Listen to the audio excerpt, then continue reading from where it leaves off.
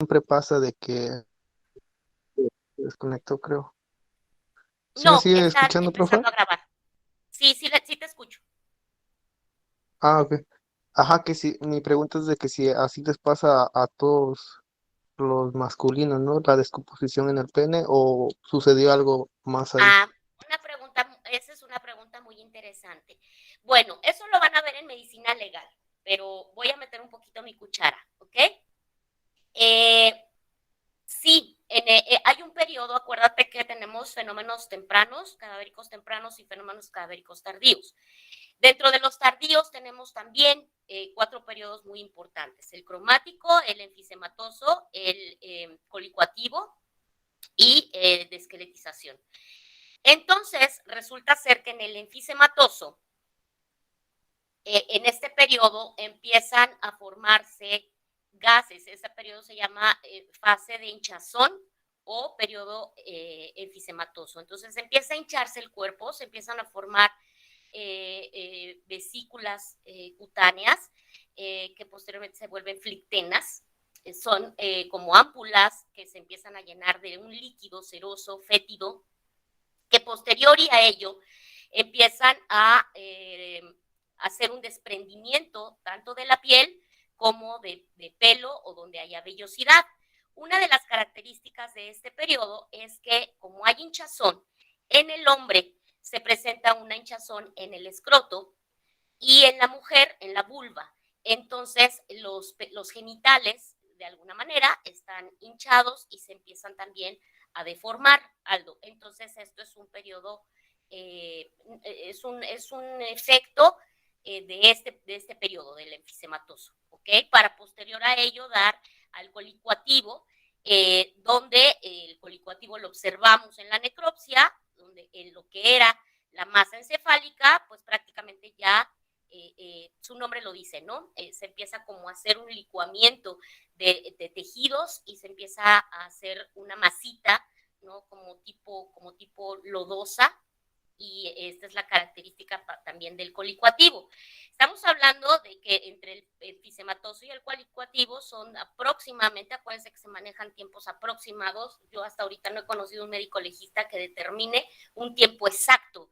Entonces siempre hay un aproximado. Estamos hablando de 2 a 3 semanas, ¿ok? Pero es por el mismo periodo, Aldo. No sé si contesté tu pregunta o sí, tu duda. Sí, profa, gracias. De nada. Ok.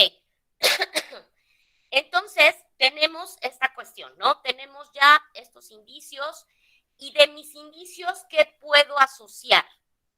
Ah, pues si el médico legista me dice que en un examen realizado o muestra toxicológica que me revele que en su cuerpo hubo alcohol o no hubo ningún otro tóxico, la muerte por traumatismo craneoencefálica, eh, bueno, ahí les voy aunando todas estas cuestiones que voy reuniendo, ¿ok? El vaso puede ser un indicio indeterminado porque no sé qué contuvo el vaso. Entonces, a lo mejor en el vaso puedo detectar huellas dactilares, quizás algún rastro de saliva y que después lo mande a analizar a genética para ver si corresponde al ADN de la persona. Definitivamente tengo que realizar una prueba genética para ver si esta persona que tengo en calidad de desconocido eh, se identifica como la persona que la familia estaba buscando, ¿no?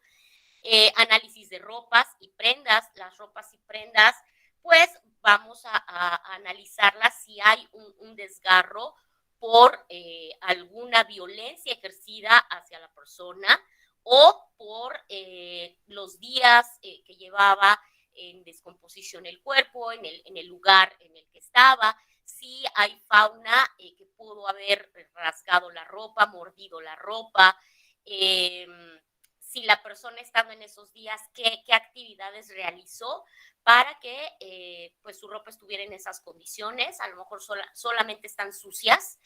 El estatus social de esa persona para ver si pues la misma ropa tenía un cuidado o estaba ya en mucho uso.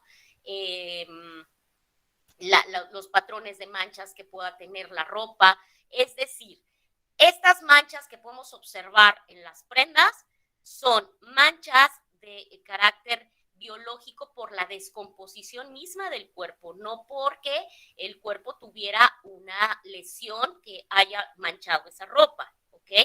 Entonces, si el médico me está diciendo no hay disparo por arma de fuego, no hay heridas por armas punzocortantes, lo único que se presenta es un traumatismo a nivel occipital, en la región craneana a nivel occipital, y es lo único, y esa es la causa de muerte. ¿Okay? Después, con más análisis, me dicen que sí, que bueno, hay rastros, ¿no?, de alcohol en la persona, en la víctima, y si ya lo identifico, empiezo a hacer las entrevistas.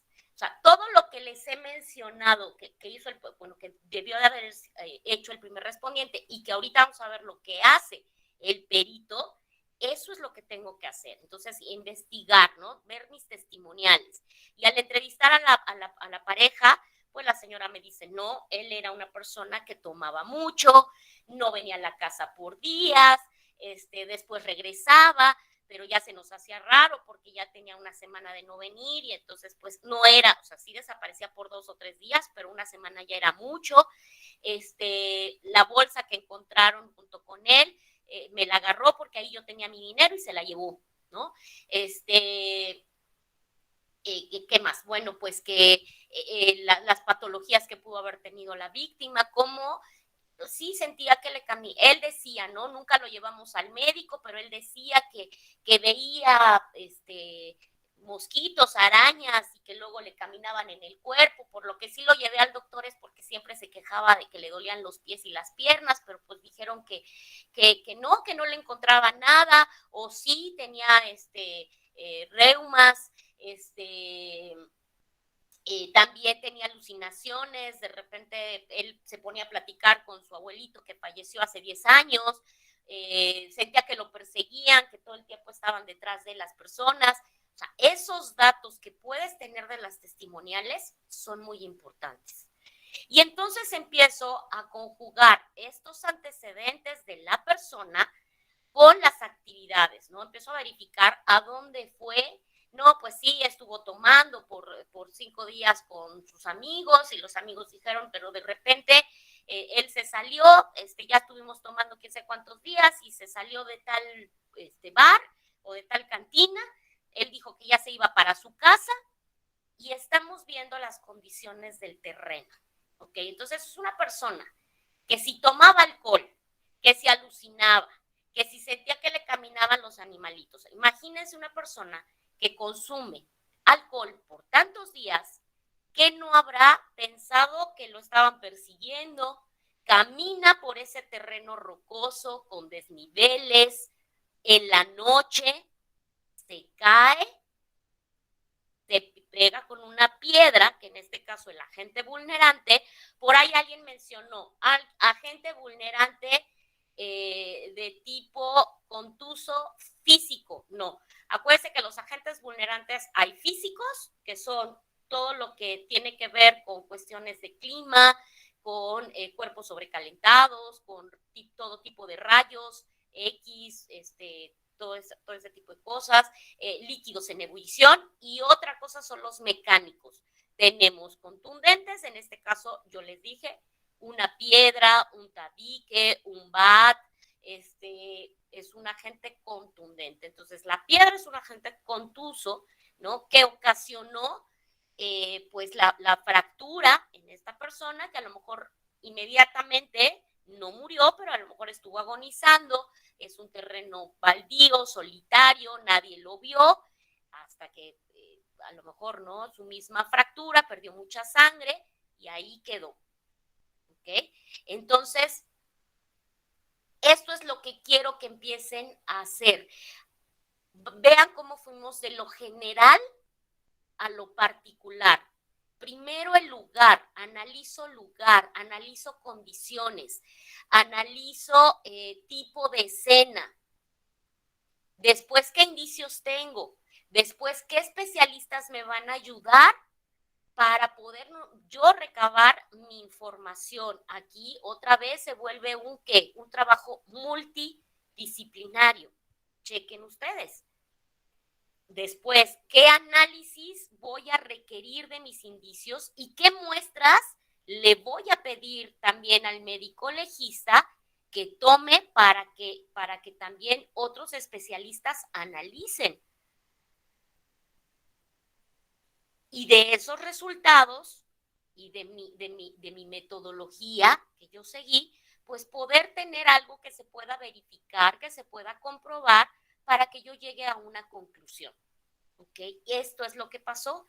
Y entonces, para esta siguiente semana, después de la sesión que veamos el jueves, voy a volver a poner otro caso en donde ustedes van a complementar aún muchísimo más. ¿Por qué? Porque les voy a pedir que hagan croquis. Ya el jueves vamos a ver croquis y fotografía, vamos a ver planimetría, y entonces ustedes van a ir haciendo, ahora sí que de básico a medio y a casi complejo, ¿no? O sea, un poquito más complejo el trabajo, ¿sí? Entonces, pero vean cómo ustedes solitos se dan cuenta, chin, me está faltando esto, ¿no? O puse, me premedité, ¿no? No me fijé en cosas más simples. Por eso les ayudé, por eso les di una reseña, ¿no? De lo que hubiese, de los antecedentes de esta persona. O sea, si yo no les hubiera dado la reseña, sería más complicado.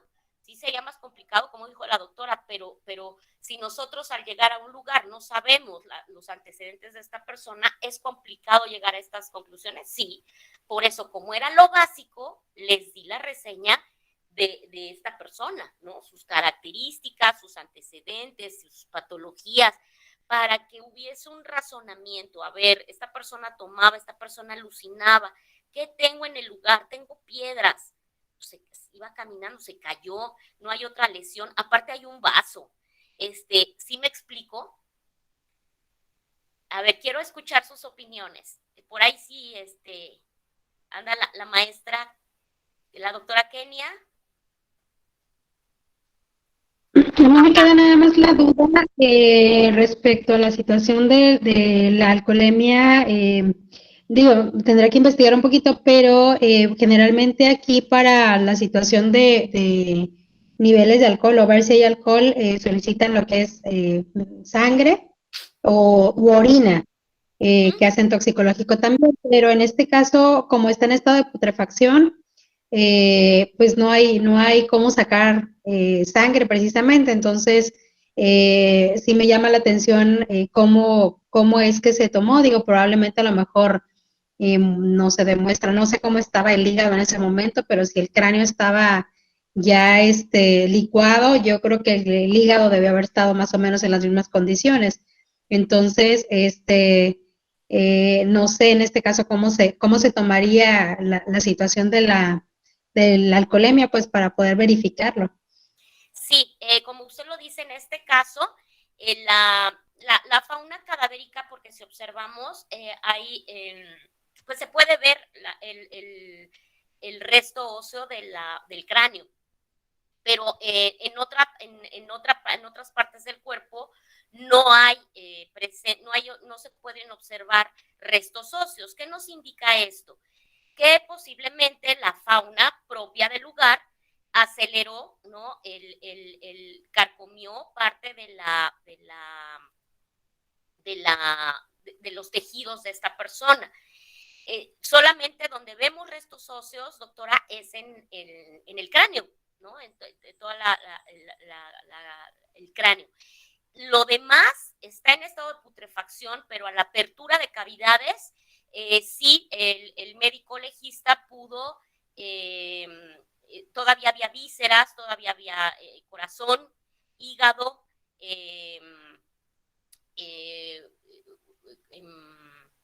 uretra, todavía había órganos de donde podía sacar muestras importantes el médico legista. Ok, muy bien, gracias. Sí, Maestra, yo un día vi en una necropsia que no había orina en el cuerpo de la víctima y le pusieron un poco de agua y frotaron la vejiga, algo así. Ujú.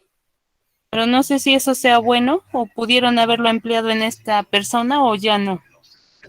Ahí sí, O, a lo mejor sería una pregunta importante para cuando veamos los módulos de medicina, Noemí. Digo, ok. es lógico, pero no sé a qué tanto afecte el agregar agua, porque estarías diluyendo a lo mejor el líquido, ¿no? El líquido encontrado. Porque Ya. bueno, no, yo estuve en esa necro y eso hicieron y tomaron prueba ahí dicen que salió la orina, sí tenía un color parecido, pero pues no, bueno, eso no soy médico, ¿verdad, maestra? Pero según la Bueno, sacaron sí, así, pero no, no supe si sirve o no, según ellos para muestra, pero no. sí, ahí lo tendría que determinar el que va a analizar, ¿no? El especialista en analizar la orina. Aquí sería el químico o el toxicólogo para ver si esa muestra que sacaron le sirve. Si no mal recuerdo, ¿te acuerdas cuando vimos un curso en donde, de genética precisamente, en donde nosotros estábamos conscientes de que nuestro trabajo al recolectar la muestra de sangre líquida, con tantos mililitros de sangre y con tantos mililitros de solución salina, y que la genetista nos dijo ese día, sí, pero si no la conservaste en las condiciones necesarias, a mí no me va a servir esa prueba para sacar ADN. No sé si recuerdes eso, Noemí. Sí, maestra, sí. Entonces, volvemos a lo mismo, ¿no? El médico legista pudo haber agregado agua para sacar a lo mejor lo que restaba en la vejiga del líquido, que a lo mejor era muy poco, pero no sé si al agregarle agua lo esté diluyendo y esté alterando la muestra. Entonces ahí el Ok. toxicólogo tendría que decir, ¿no? No nosotros. Sí, maestra, gracias. De nada. Ok, entonces, así el análisis de este caso, y así les voy a poner otro caso para la semana que entra, pero va a ir aumentando la complejidad del análisis por parte de ustedes. Si no lo hacemos así, con práctica y con práctica y con práctica, les digo, si lo logramos hacer mediante placas fotográficas, olvídense ustedes como peritos oficiales estando en el lugar, es mucho más fácil. Pero ¿cuántos de nosotros no nos dedicamos a peritar particularmente? Y solamente tenemos acceso a las fotografías y a los dictámenes, ¿no? que elaboraron los peritos oficiales, y ver entonces, bueno, por aquí se pudieron haber equivocado, aquí le veo una falla, aquí le veo otra, volver a hacer una teoría, ¿no? del caso, para poder dar otra conclusión. Pero si ustedes dominan esto, créanme que va a ser muchísimo más fácil para ustedes. ¿Alguien que tenga alguna otra opinión? Que sí le haya parecido este ejercicio, para que yo me dé una idea.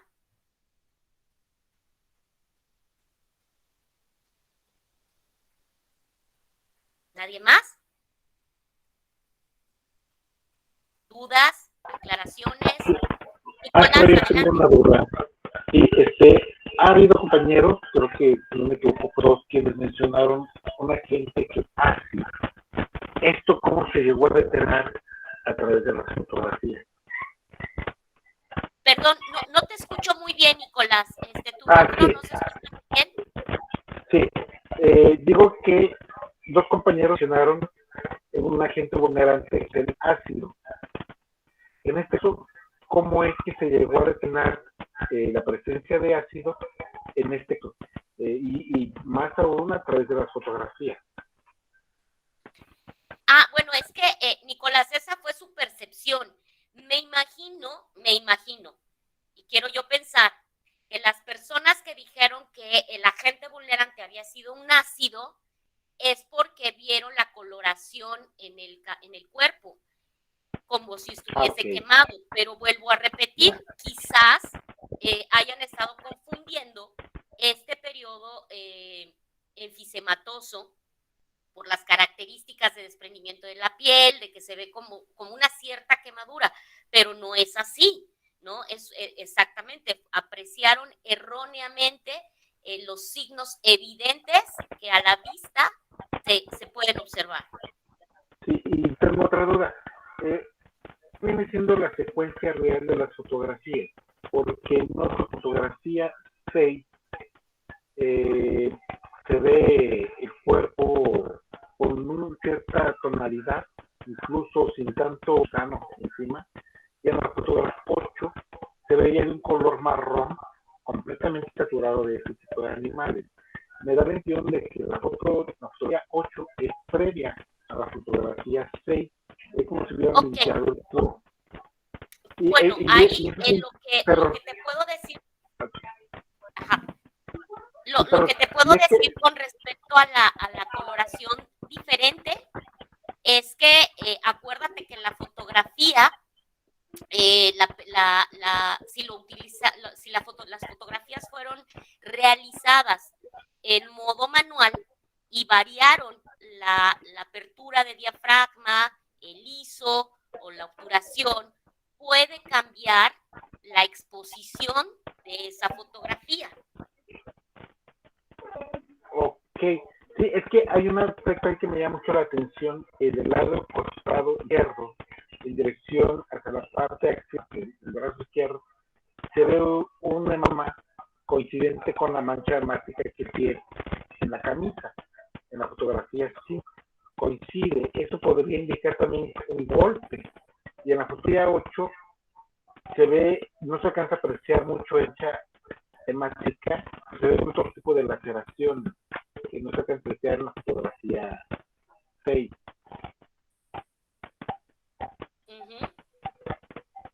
Entonces quizás este podría ser otro software. Es precisamente, puede ser eso, porque acuérdate que lo que va a descartar, ¿no? Lo que va a descartar que el cuerpo tenga otra herida secundaria a la del traumatismo craneoencefálico, te lo va a determinar el médico legista, ¿no? Aquí vemos manchas en la ropa, bueno, unas propias por la herida por la fractura en la cabeza, el sangrado que tuvo en la cabeza, pero las otras son por descomposición del mismo cuerpo y la ropa se manchó. Si el médico legista hubiera dicho, oye, ¿sabes qué? Que en esta parte también hay otra herida, y pudo haber sido por esto, o tiene otra fractura, entonces ahí sí cambia. Pero la respuesta más lógica a que en unas fotos se vea de diferente color una cosa y en otras se vea de otro color es precisamente a lo mejor por los parámetros obtenidos en la exposición, pero de la cámara. Ok. Muchas gracias, maestra. Sí, de nada. Ok, bueno, entonces vamos a ver, ya después de que analizamos este caso, vamos a comenzar con las acciones que hace ya el perito, el investigador, ¿ok? O los investigadores. Entonces, la evaluación por parte del investigador, del perito, va a permitir determinar el tipo de incidente que se va a investigar y el nivel de investigación que se va a realizar. ¿Esto de qué va a depender el nivel de investigación? De la pericia, ¿vale? De la pericia y de la ética de los investigadores. Entonces, el investigador debe de hablar primero, al llegar al lugar, con el primer respondiente, ¿no? ¿Por qué? Porque le va a preguntar sus actividades y sus observaciones cuando el primer respondiente llegó. Tiene que evaluar asuntos de seguridad que puedan afectar al personal que entre a la zona crítica. ¿Cómo qué? como si hay pues algún peligro, ¿no? de patógenos al haber tanta, por ejemplo, si hay mucha sangre en el lugar de intervención, ¿no? Entonces, él tiene que evaluar esos asuntos de seguridad, de bioseguridad, tanto para él como para sus compañeros. Tiene que evaluar cuestiones de búsqueda, ¿no? Ponerse de acuerdo para determinar cuál es el idóneo. Perdón, no me detuve a decirles que si estaba bien su método o no, porque acuérdense que no es una regla. Obviamente, por las características del lugar, el método de búsqueda que más se apegaba a poderlo implementar en ese tipo de lugar era el de cuadrantes, y después en cada cuadrante aplicar otro método de búsqueda o método de franjas, ¿no? Pero ahí sí no me meto, siempre y cuando justifiquen, como Ricardo, ¿no? Que dijo, yo utilizaría el radial porque yo agarraría tipo un método de Cronos, ¿no? Una circunferencia, y entonces ir como si fueran las manecillas del reloj. Está bien, ¿no? O sea, siempre y cuando lo justifiquen. Entonces, estos peritos tienen que determinar, ¿no? La necesidad de qué método de búsqueda implementar para buscar, conseguir de alguna manera lógica, ubicar e identificar esos indicios. Entonces, apegarse, ¿no? al establecimiento de una entrada y de una salida, ¿por parte de quién? Por parte del primer respondiente. Y evaluar los límites iniciales de la escena, como decía Nicolás. ¿Y qué pasa si yo como perito me estoy dando cuenta que hay otro indicio y que en la zona crítica no está, o sea, está fuera de la zona crítica, y que fue el perímetro que estableció el primer respondiente? Bueno, yo evalúo límites, ¿no? Entonces, al evaluar límites y al encontrar otros indicios, bueno, pues entonces lo pongo como zona secundaria de estudio, ¿no? Y vuelvo a implementar otro límite, pero no modifico el del primer respondiente, ¿no? También pienso y fijo prioridades. Determino el número y el tamaño de la escena y fijo prioridades. Establezco un área segura donde yo pueda llevar a cabo mi zona pericial. ¿Se acuerdan que en el acordonamiento les dije? Entonces, establecer mi zona pericial, decir, ok, aquí va a ser para establecer, mantener comunicación con mi demás personal.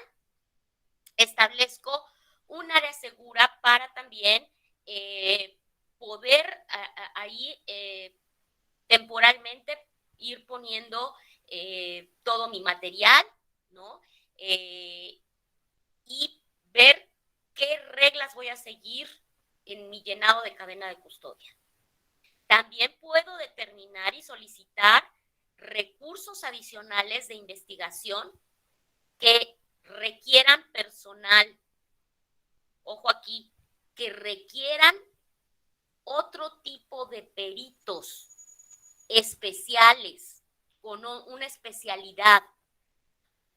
Puede haber que solicite unidades especializadas, que pueda a lo mejor hacer una consulta legal, ¿no? Necesito aquí que esté una persona que sepa y maneje todo el fundamento legal, ¿no?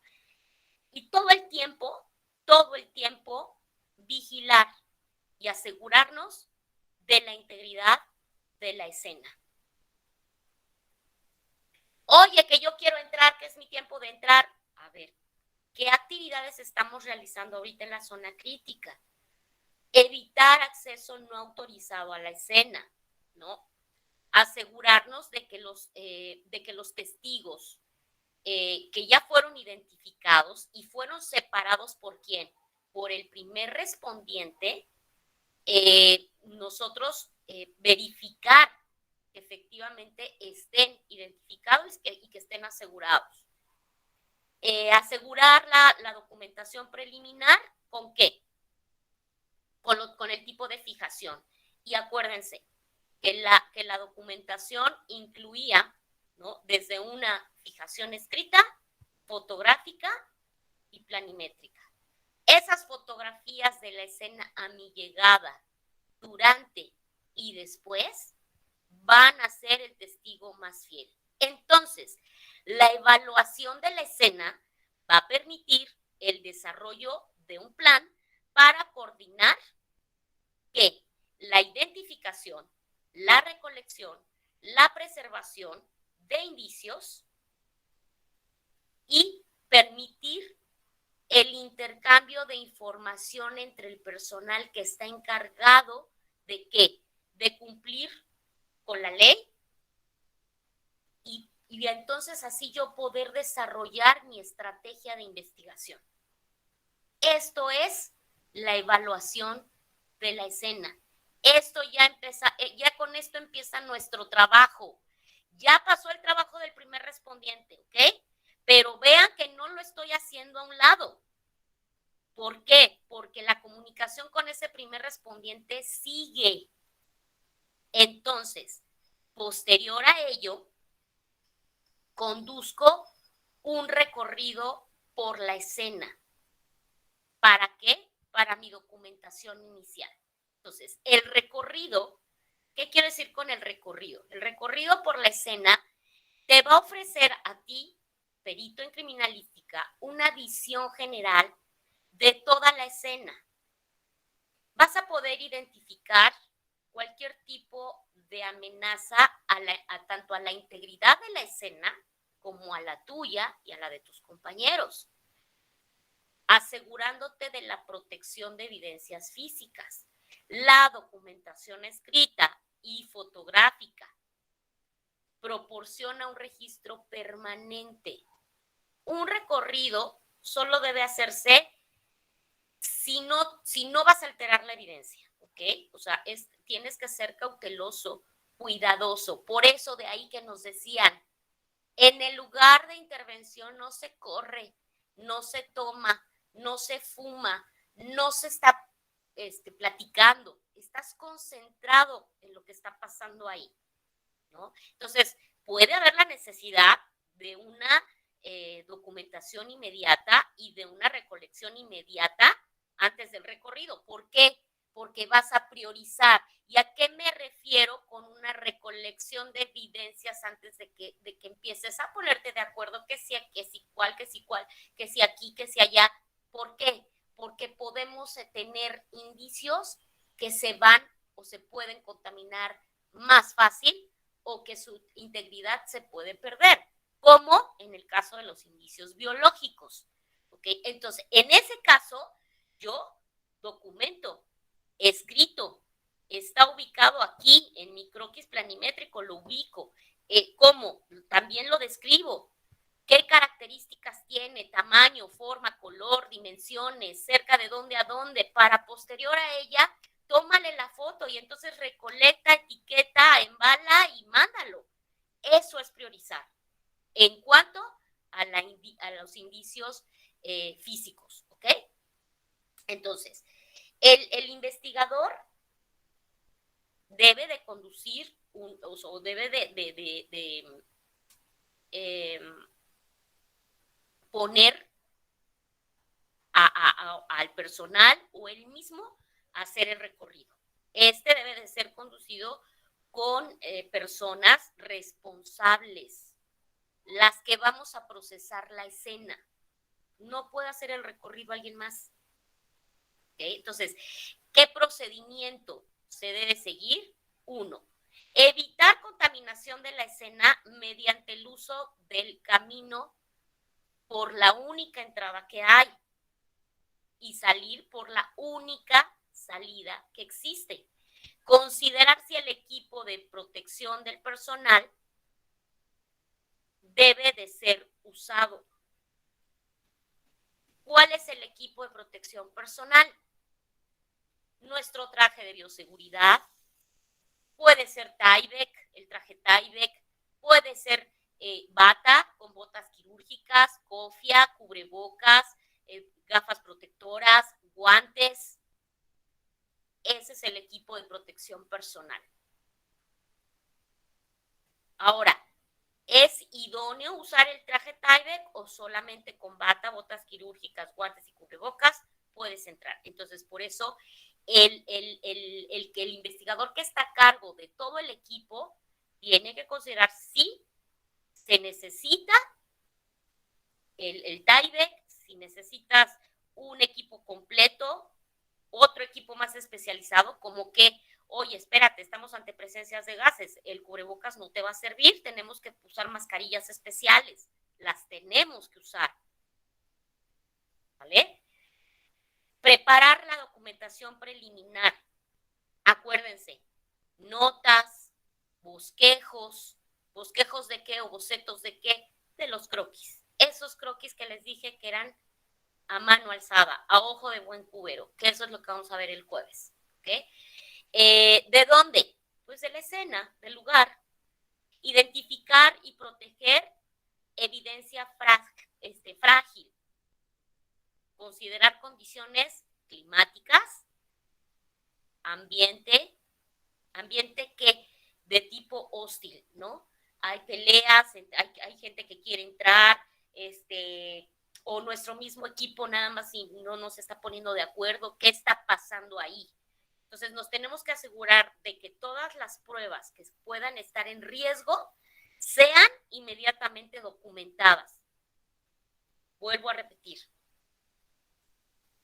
fijación, fotografiadas, descritas, colocadas, ¿en dónde? En el croquis.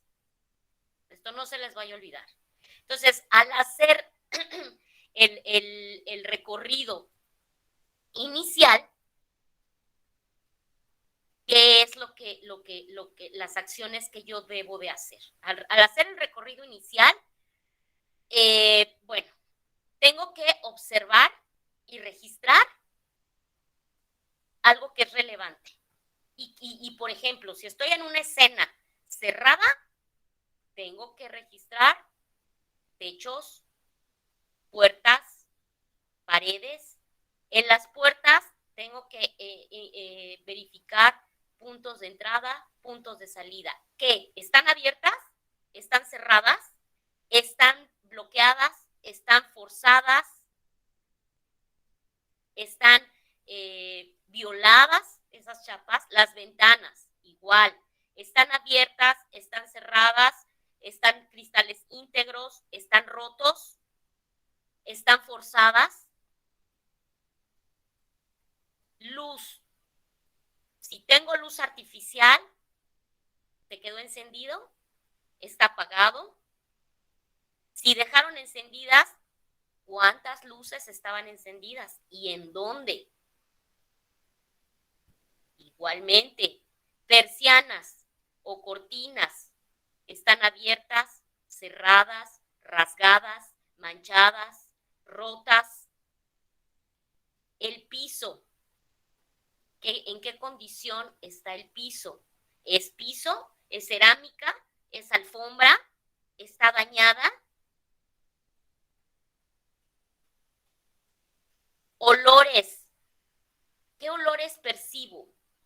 Olor a cigarro, a alcohol, a gas, a pólvora, a algún aromatizante.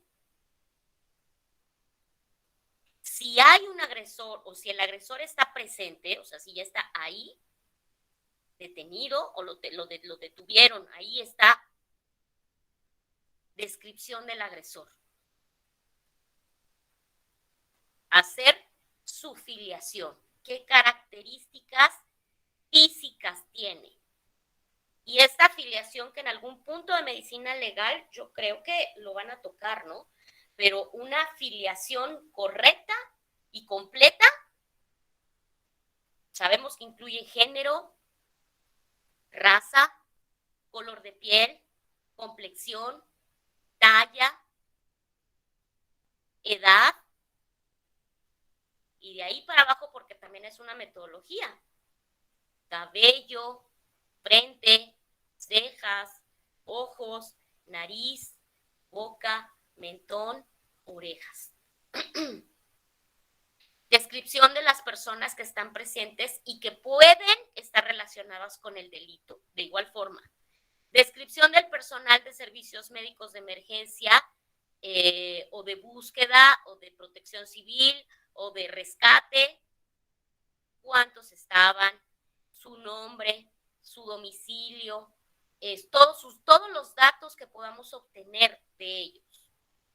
¿Hay armas presentes en el lugar de intervención? ¿Hay agentes vulnerantes como armas de fuego?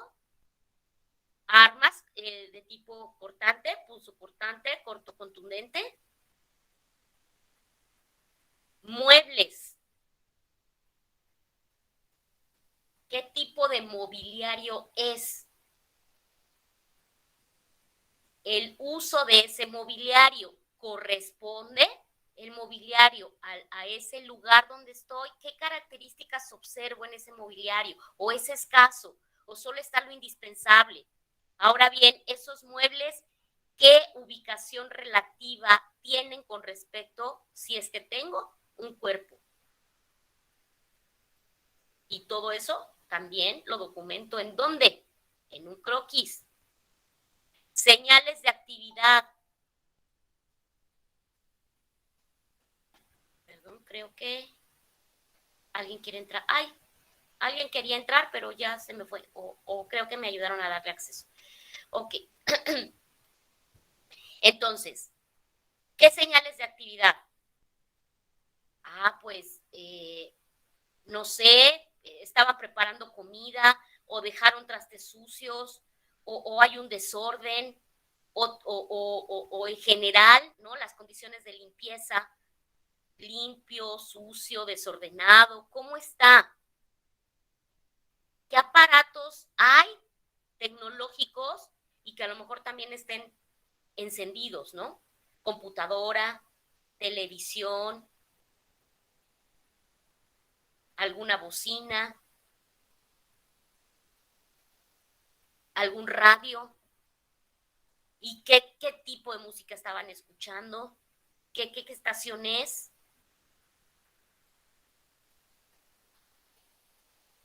A lo mejor algunas cuestiones que nos indiquen también, ¿no? Que llevaban un calendario, si anotaban algo en una agenda.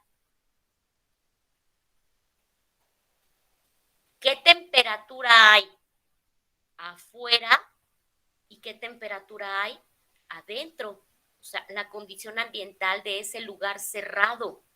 Porque también podemos tener a lo mejor una temperatura ambiente de 36 grados afuera y que si estaba en uso algunas cuestiones de la casa, pues también tenían clima, ¿no?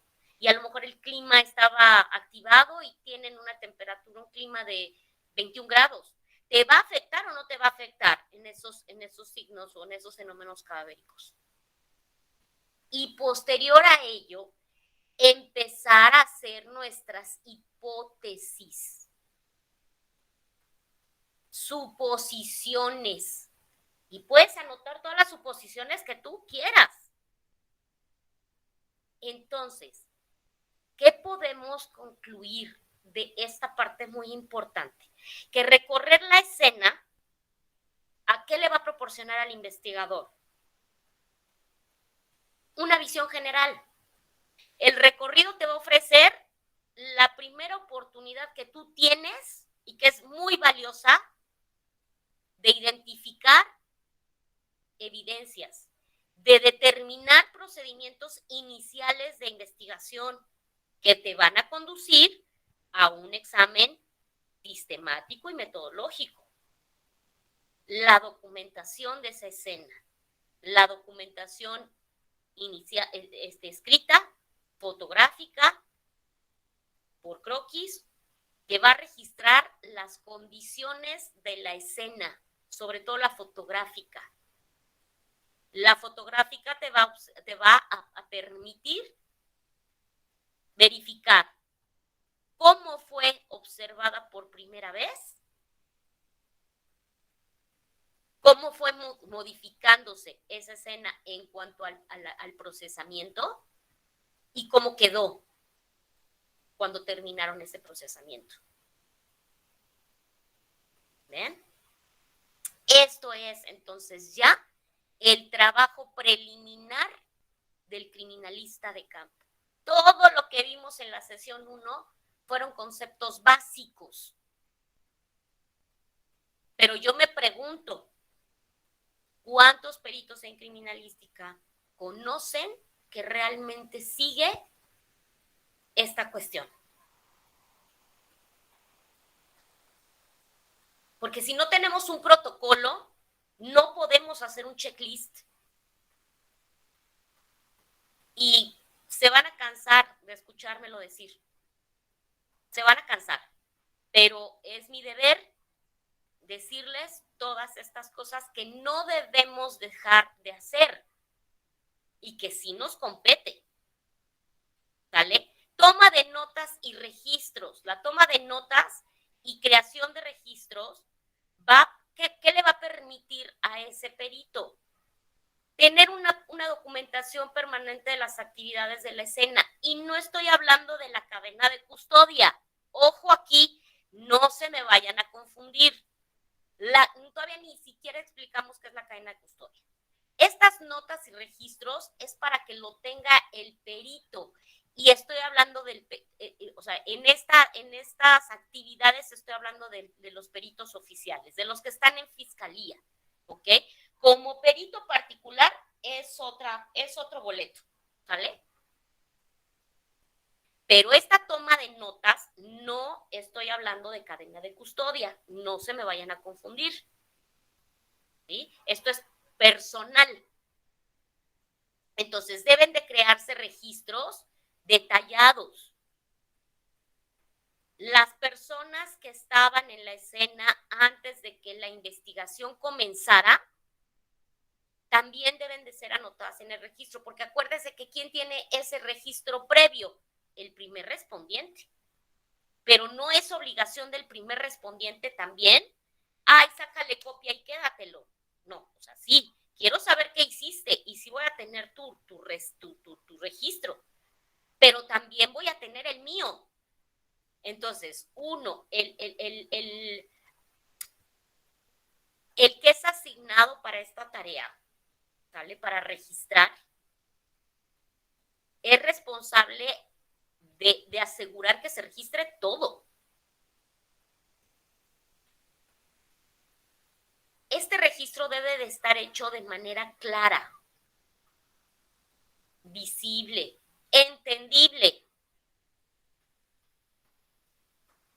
Entonces, registrar la información. ¿Qué información tengo que registrar? Lugar, ubicación, de la escena, ¿no? Nombre también de testigos. Nombre de víctimas. Nombres de personas que hayan sido detenidas y que a lo mejor ya las trasladaron. Nombre de víctimas que hayan sido trasladadas ¿a dónde? A algún hospital.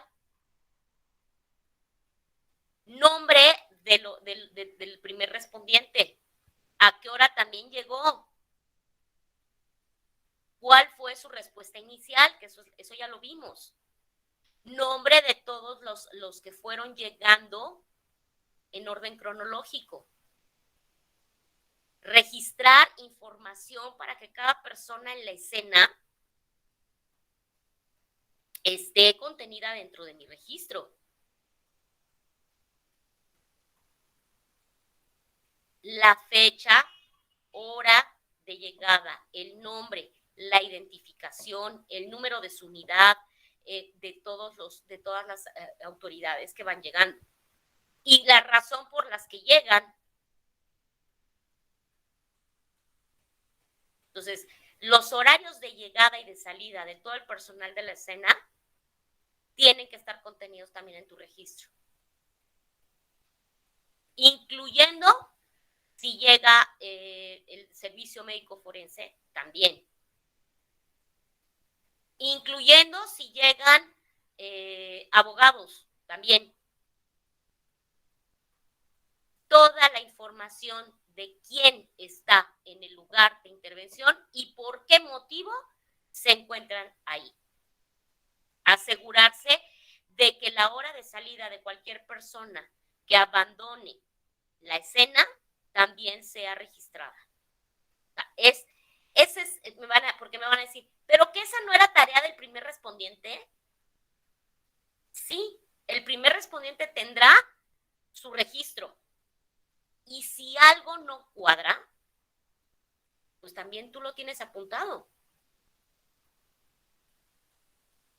Ahora, el primer respondiente de repente puede estar papando moscas y si alguien sale de la escena sin informar al primer respondiente, esta persona puede anotar la hora de salida de esa persona y después decirle, oye, se te fue. Y tu registro debes de cerciorarte de guardarlo en un lugar seguro. Y si es que te lo piden, ¿no? Si te lo pide la autoridad correspondiente, pues proporcionarle estos datos. Pero no lo vas a tener así al alcance de todos para que todos cuando quieran lo puedan consultar. No. Eso lo guardas tú. Te aseguras de tenerlo bien resguardado.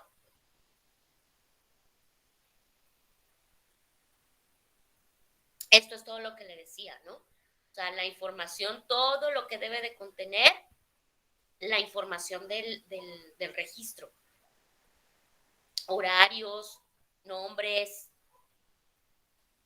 datos logísticos, tiempo, ubicación de la escena, nombres de víctimas, testigos. Recuerden que su material se los pongo después de cada sesión y ya tienen el material de la sesión 1, 2 y 3. Este sería el material de la sesión 4, que también va a estar en su Classroom. Todo lo pueden consultar en su Classroom, por favor. Por eso era importante que tuvieran el acceso a su Classroom. ¿Bien? Entonces, en resumen, en cuanto a esta actividad, la toma de notas y el registro en una escena o en un lugar de intervención es con el fin de que esté registrada desde un inicio la investigación y que posterior a ello, si es que se requiere en una determinada fase del proceso, por eso decía, la tienes que resguardar por si se requiere. ¿Ok? Es bien importante. Porque decimos, ay, pero ¿de verdad tiene caso? O sea, ¿de verdad tiene caso lo que está diciendo? Porque si yo le puedo pedir su información al primer respondiente, si yo le puedo pedir todo lo que relató, entonces estamos trabajando doble. No, espérate. Ese primer respondiente puede tener datos totalmente, a lo mejor diferentes a los tuyos. Y entonces ahí también es de sospechar, ¿no? La actuación. Y lo vemos en muchos casos que, como la vez pasada les digo, han sido mediáticos, ¿no? El primer respondiente y las autoridades que estaban ahí pueden decir una cosa y el perito observó otra completamente diferente. O a lo mejor el perito se dedicó a abocarse a lo que dijera el primer respondiente y los que estaban ahí, ¿y qué creen? Pues que después hay alguien que dice, no, espérense, las cámaras dicen otra cosa. ¿Cuántos casos no hemos visto así últimamente? Entonces, esta información le va a servir mucho si en un determinado momento, ¿no? El área de jurídica también lo pide. No sabemos. ¿vale? Y entonces sí, empezamos con el procesamiento de la escena. Esto que acabo de mencionar es preliminar, es una actuación del perito preliminar, ¿ok? Y vamos a entrar ya con el procesamiento de la escena. Entonces, determinar la composición del equipo. Híjole. Ok, entonces para una investigación o para que una investigación sea exitosa, es esencial que se seleccione un equipo compuesto de ¿quién? De personal que esté capacitado para realizar el procesamiento de la escena, basado en el tipo de incidente y en la complejidad de la investigación. El investigador deberá evaluar la escena para poder determinar la composición de ese equipo y qué recursos necesita. Y todavía más, qué recursos especializados pueda necesitar. El procedimiento es el siguiente: evaluar la necesidad de personal adicional, lo que les mencionaba, ¿no? Debe ser consciente y tú también debes ser muy honesto. O sea, sabes que yo no, o sea, sí me enseñaron, pero no lo domino y no manejo esta área. Entonces, necesito que venga apoyo, necesito que venga alguien que esté capacitado. Debes de ser consciente de la necesidad de agregar personal en casos que impliquen escenas múltiples, tener muchas víctimas, tener muchos testigos. Fíjense, evaluar las necesidades forenses y llamar especialistas a la escena para obtener ¿qué? O una asesoría o que te llegue un equipamiento especial. Confirmar la seguridad de la escena y la documentación. Tanto la documentación como la seguridad de la escena debe de ser continua, debe de tener continuidad. ¿A qué me refiero? A que en ningún momento se puede interrumpir. Es todo el tiempo, de inicio a fin. Seleccionar personas para realizar tareas especializadas. Ejemplo, híjole, no, a mí me falla la recolección. ¿Cuántas huellas al levantarlas, al estarlas no levantando, desde que las estás localizando, aplicas reactivo? ¿Cuántas huellas no encontramos con exceso de reactivos? Y que a la hora que la levanto, porque sí, ¿no? Ya la localicé, ya tiene el reactivo, ya la levanté, ya la voy a mandar, le llega al dactiloscopista y el dactiloscopista te dice, ¿y de dónde aprendiste esta técnica? Porque nomás aquí no veo ni una cresta. Entonces, pues sé honesto y di, mejor que vengan, o hay mucho por hacer y no me voy a dar abasto. Necesito que venga personal que domine las dactilotecnias. Oye, no sé fotografía. Me dieron el curso, me dijeron que iba a usar una reflex, pero modo manual no la sé usar. Yo nada más usar escenas, modo escenas. ¿Y de qué sirve entonces? Si no vas a poder, de acuerdo al lugar, modificar la velocidad de obturación, la apertura de diafragma y la sensibilidad, que son los 3 pilares de la fotografía. Porque déjenme decirles que en escenas predeterminadas, o sea, en las que tenemos los iconitos y que muy padre podemos decir que si tenemos paisaje, tenemos retrato para afiliación, tenemos macro, tenemos escenas nocturnas, sí, pero a veces no te dan la profundidad de campo que necesitas.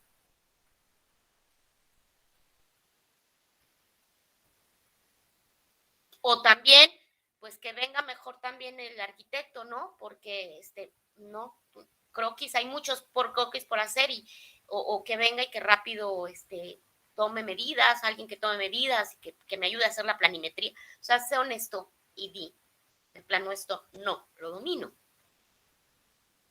Y no está mal. Lo que sí está mal es que no solicites el personal que esté facultado y capacitado para ello. Y también documentar a todos nuestros miembros del equipo ¿con qué? Con su asignación, nombre y cargo. La evaluación de la escena determina la cantidad de personal y cómo se van a asignar las responsabilidades de cada uno de nosotros. Maestra, los temas vistos en donde los envía, Classroom o en el WhatsApp, ¿puede hacerme el favor de enviármelos? Ok, con gusto, Alfredo, con gusto te envío. Nada más que, bueno, todo está en el Classroom, precisamente radica el aspecto transdisciplinar de la criminalística. Sí, Nicolás, o sea, es que no es nada más decir, siempre me dijeron que la criminalística se trabajaba en equipo. Pues sí, nadie te mintió, pero para que veas que va más allá de decir, pero con mi equipo, o sea, con los que yo trabajo aquí, no, de repente vas a tener que relacionarte y trabajar con personas que no conoces.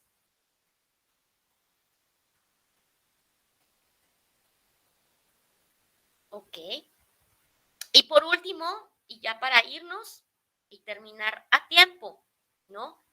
Entonces, aquí me confundí, fíjense ustedes.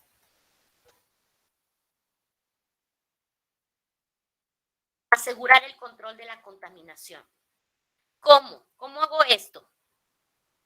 Bueno, el control de la contaminación o prevención de la contaminación es asegurar y mantener la seguridad del personal y la integridad de las evidencias. Ese es el objetivo, ¿no?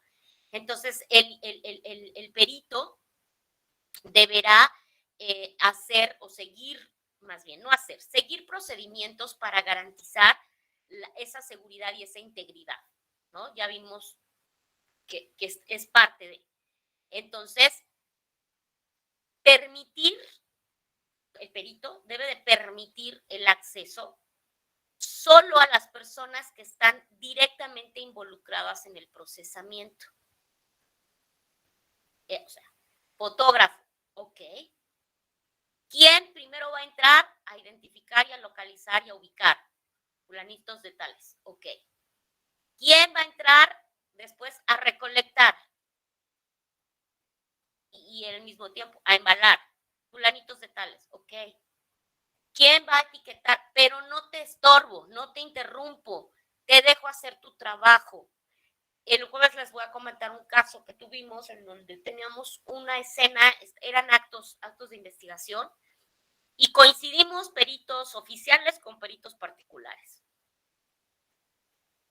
Y cuando nos dice el MP, ya ustedes también pueden entrar, para que nosotros, peritos particulares, tomáramos las fotos. No les quiero contar que cuando entramos, ¿cuánta gente había en un cuartito de 3x3? Trabajando porque se estaban estorbando. Seguir rutas establecidas, ya sabemos, entrada, salida únicas. Identificar al primer respondiente y considerar si el primer respondiente hizo alguna recolección de muestra o si hubo algún policía con capacidad para procesar que antes de nuestra llegada hubiese recolectado alguna evidencia, por tratar de priorizar, vamos a pensarlo así. Tenemos que designar un área de basura. ¿Y qué tipo de basura? Siempre asegurarnos utilizar equipo de protección personal para contaminar y minimizar la contaminación de la escena, pero también proteger nuestra integridad física, obviamente. Tenemos, después de que usar nuestras herramientas, limpiar y desinfectar ese equipo. Si tu equipo de protección de plano ya no te sirve, envuélvelo y sepáralo en una bolsa de basura diferente. Cuando utilizamos equipo de un solo uso, es decir, la recolección de muestras biológicas, también tienes que tener un recipiente de desecho de residuos de equipo de este tipo, de donde se recolectaron muestras biológicas. Entonces, ¿para qué nos va a servir asegurar este control de contaminación? Para minimizar la contaminación.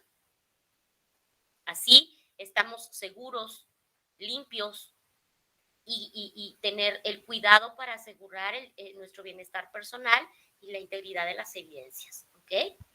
Entonces, el jueves vamos a ver la documentación fotográfica y la documentación planimétrica, croquis, ¿sale? Entonces, ahí les voy a dar algunos tips para, si a alguien ya se le olvidó planos y ángulos de fotografía, los principales, los vamos a recordar, a ver, para qué nos sirven. Y si alguien tiene alguna duda, pues con mucho gusto la resolvemos.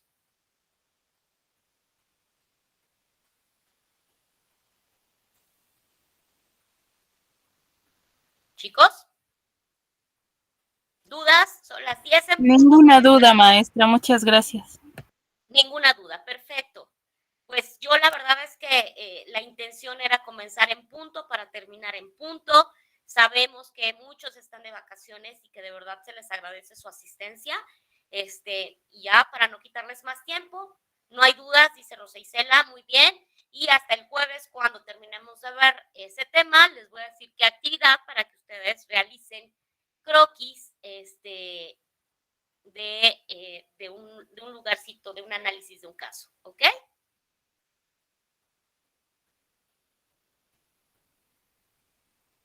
Muchas gracias. Muchas gracias a ustedes. Nos vemos el jueves y pues que Dios los bendiga. Buenas noches, Alfredo. Buenas noches a todos. Hasta luego, maestra. Hasta luego. Buenas noches, maestra. Miss. Bye. Buenas noches, maestra. Buenas noches.